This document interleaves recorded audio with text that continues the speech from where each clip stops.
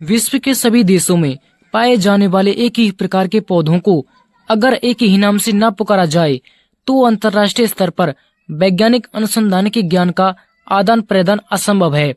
इसी उद्देश्य की प्राप्ति हेतु पादप नामकरण की एक सामान्य पद्धति को विश्व के सभी राष्ट्रों द्वारा अपनाया जाता है।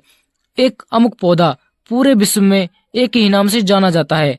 किसी पौधे या जीव का नाम रखने की विधि को नामकरण या नोमेनक्लेचर कहा जाता है। द्विनाम पद्धति के जनक गैस्पर्ड कैस्पर बोहिन थे। पुस्तक पाइनेक्स 1623 में सर्वप्रथम द्विनाम पद्धति प्रस्तुत की थी। यह पद्धति कुछ समय तक प्रयोग की गई तथा रिविनियस ने कुछ हद तक इसका उपयोग किया, किंतु इसे जन जन तक पहुंचाने व अत्यंत लोकप्रिय बनाने में कैरोलस लिनियस का बहुत ही महत्वपूर्ण योगदान रहा। उन्होंने 1753 में अपनी पुस्तक स्पीसीज प्लांटेरम में इस पद्धति का प्रयोग करके इसको प्रायोगिक तौर पर व्यवहारिक बनाया। द्विनाम पद्धति से लिनियस ने पादपों व प्राणियों के नामकरण प्रस्तुत किए। इस पद्धति में प्रत्येक जीव का नाम दो भागों में विभक्त होता है, पहला वंश, दूसरा जाति। मटर के उदाहरण में मटर का वैज्ञानिक नाम पायसम सेटाइबम है। यहाँ पर पायसम वंश है और सेटाइबम जातीय संकेत है। यह द्विनाम पद्धति कहलाती है। इस पद्धति के अनुसार वंश के नाम का पहला अक्षर अंग्रेजी भाषा के कैपिटल लेटर से लिखा जाता है और जाति का नाम सदैव अंग्रेजी भाषा के स्मॉल लेटर से लिखा जाता है।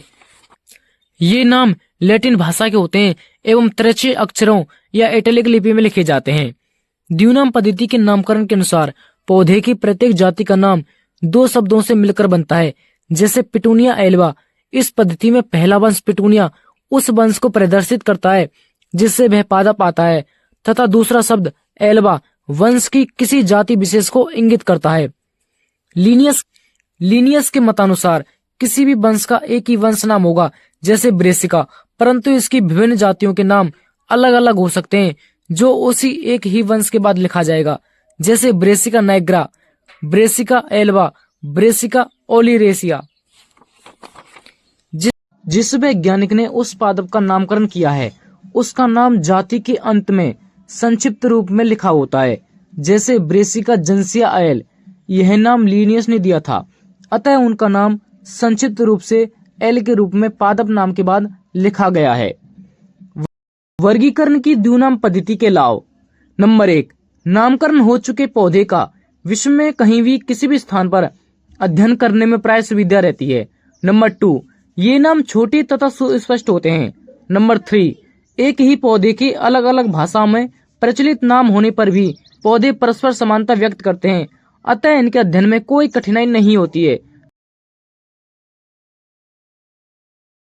नंबर 4, द्विनाम पद्धति के कारण ही पौधे को दिए गए नाम से पौधे के वंश तथा जाति का पूर्ण ज्ञान हो जाता है।